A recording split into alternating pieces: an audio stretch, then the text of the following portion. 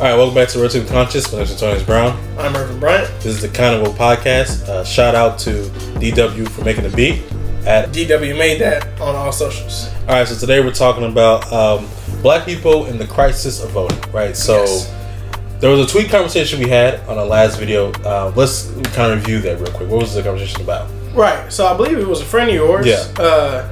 And he basically said, when we talk about Joe Biden, when we talk about voting Democrat, he was like, black people are essential to the Democratic vote, and they continue to take us for granted. So why do we even ally with them? Like, what? Isn't there something else we can do?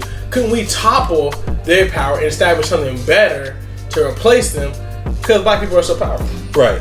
And then the Chance the Rapper tweets, when he was slightly actually going hard to endorse Kanye West for president, which is interesting, right? That's just a throwaway Kendrick Lamar lyric. I didn't take it seriously. Yeah. But one of the things he said in one of his tweets was interesting to me. He was like, I don't see why people believe that Joe Biden is the savior, and maybe they do something different with Ye, which is what Republicans said when they came to voting for Donald Trump. It is. Yeah. And it's part of a larger conversation that's been happening since I've been eligible to vote, right? Yeah. Since I turned 18, since I went to college, everyone's like, we got to do something else. Not necessarily Blexit, that Republican weird stuff where it's like we should flip over to the racist side. Yeah. But, we got to do something else. Yeah. Yeah. Also, like when Bernie Sanders supporters, when he didn't win the nomination, when he dropped out of the nomination, right? Just all down my timeline, people were talking about, well, this is why I don't want to vote, right? So, what exactly, if you had to give a summation, what is the crisis in the black community when it comes to voting? So, if we're gonna go down the whole timeline, we have to understand that voting is difficult as an American political thing. American democracy is kind of this premier new move for the whole global political situation. Right. Since 1776. Since 1785, since 1789. Already voting's weird. Yeah. And it's hard, and we're trying to perfect this whole new amazingly good system that had only been done like on an extremely small scale in ancient Greece when there was like 20 people voting. Yeah.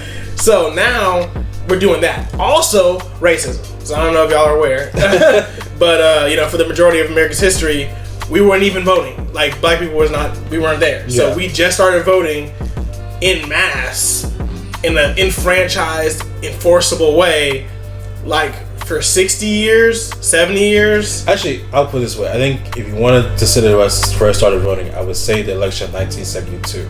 So Richard Nixon's re-election, which means my dad is older than black people being allowed to vote full scale. Yes, full scale. Yeah. That's really important. Yeah. So it's not exactly Voting Rights Act. It's not exactly 13th, 14th, 15th Amendment. Yeah. Like, and you need the whole country, right? Yeah. So it's not like, in my state we was voting. No. In this state of Texas, it wasn't happening. So to 1972, basically. 1972. Then we move forward on the timeline. We got the second point is the status quo, where we have all the voting rights, but rampant voter suppression. We're clearing voter rolls. There's voter ID. You got politicians removing polling places. It's something that we've seen personally in the city of Prairie View, around Prairie View A&M University.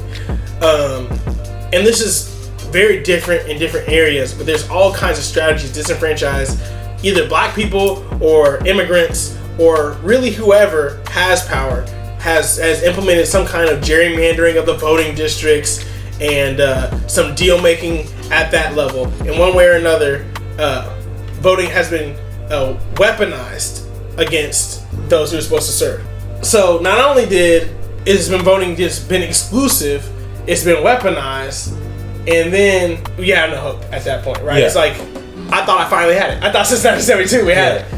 Not the case. And also the numbers, right? So, and I think when we talk about the question becomes, do black people fuel the Democratic Party's ability to win elections, right? There are two sides to the argument, right? So one side of the argument I would give is that the last two Democratic presidents have all been voted in with strong support from the black community, right? So with President Clinton, it was more a strong cultural support, right? So when President Clinton went on to the Arsenio Hall show.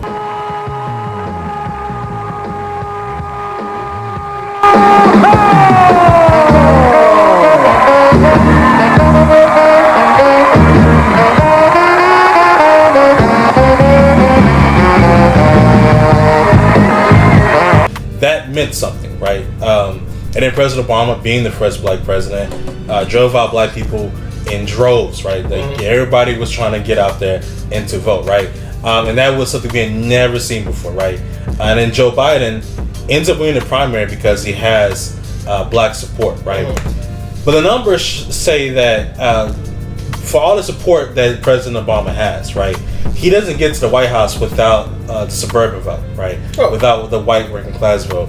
And those numbers dwarfed us, right? So we're a 10%, 12% of the population.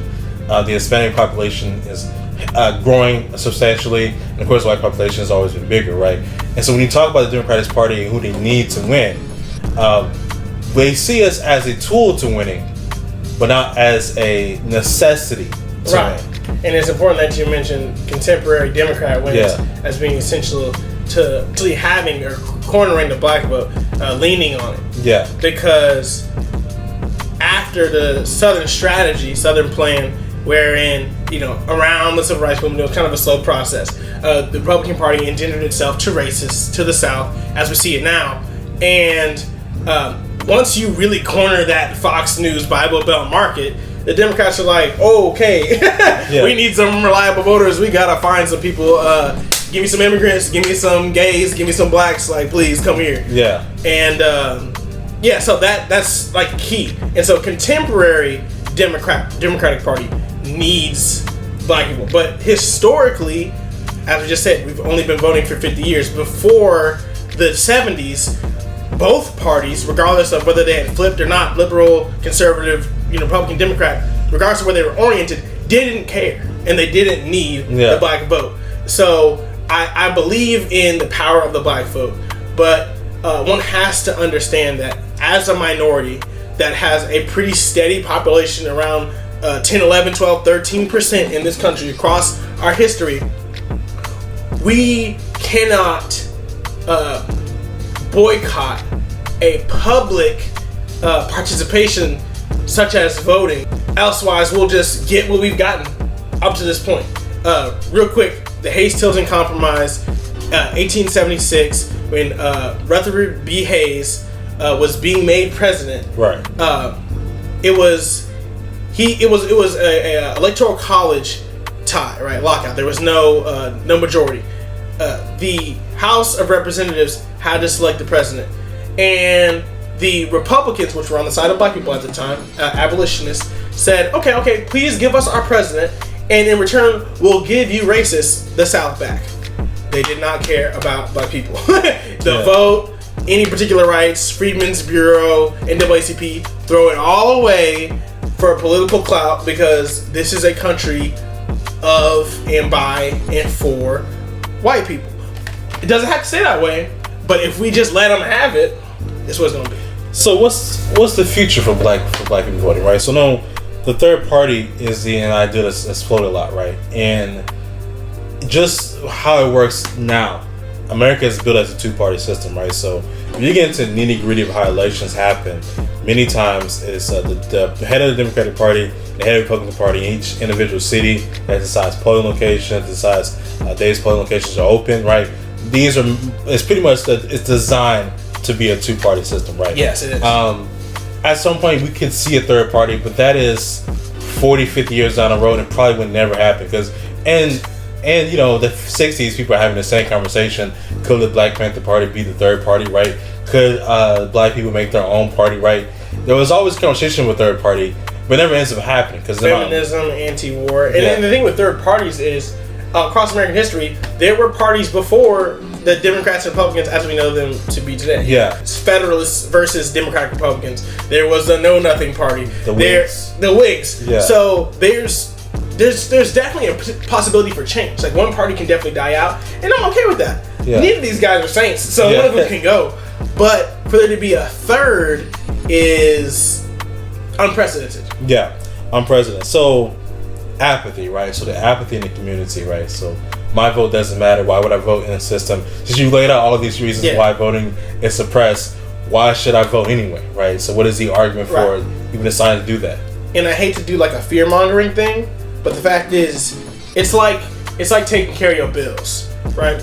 It's not proactive. Like, you're not like just itching to give the electrical company your money, but if you don't, your lights get turned off. You know what I'm saying? Yeah. So there won't be, and the children and the community and the president, the military, the everything, the society, it needs you to do that. If you don't, the lights get turned off. I'll make it very plain. I think a lot of times we take too much stock in the idea that people care, right? So like, if black people whole scale decide to stop voting, I don't know if the Democratic Party is going to be like, well, maybe we did something wrong, right?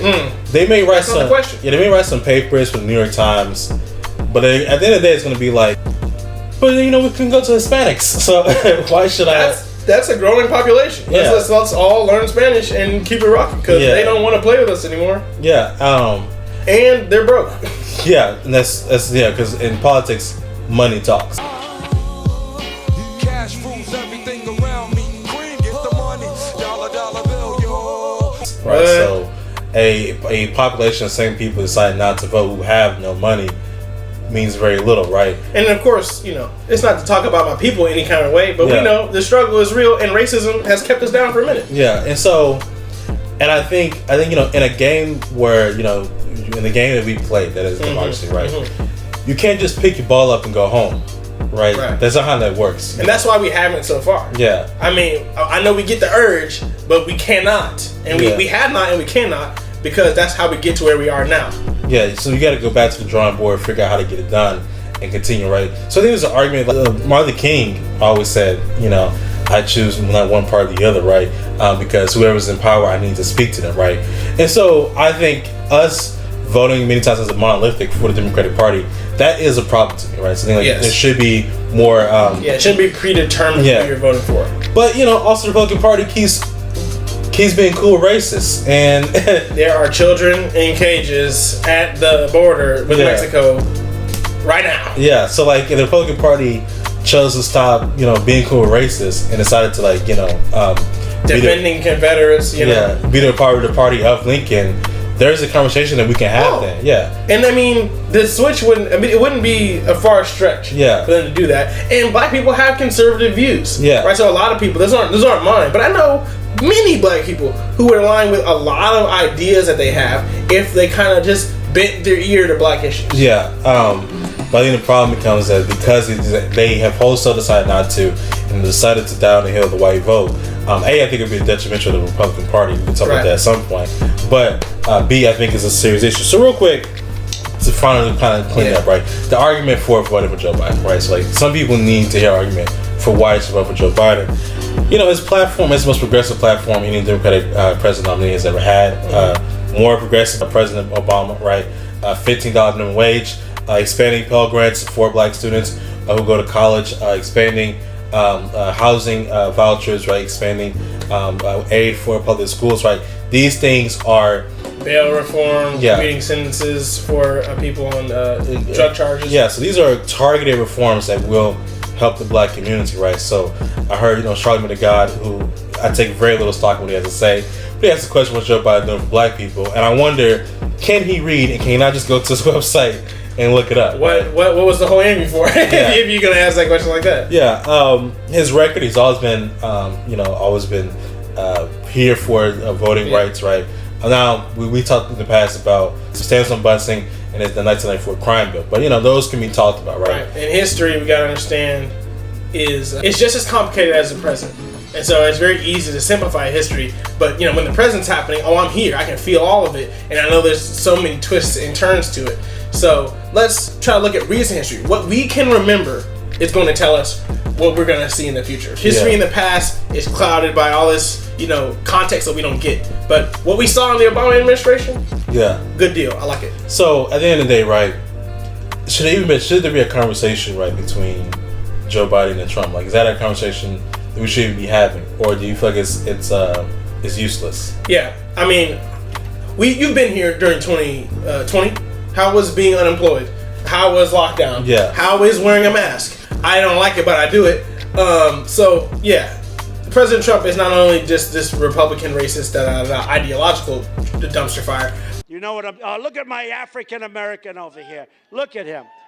Are you the greatest? Do you know what I'm talking about? Okay. But he's a bad president. So I'm going to have to vote for the guy who is not him. Yeah, someone who needs to be competent, right? At the end of the day. Minimally. And so that's, I understand the crisis of voting in the black community. I understand the feeling of apathy and the feeling of like the system is working against you, right? But that is the black experience in America. It has always been that. There's always, my grandparents have felt the same way, my parents, and I went for the same way. Hopefully my grandkids don't. But yeah. as of right now, that is how it's gonna be, right? Unless you vote, go vote. Yeah. I think we just gotta work to make it better, right? So my name is Antonius Brown. Irvin Bryant. This is Relatively Conscious. Kinda Woke Podcast. Kinda woke. Do it to him, D.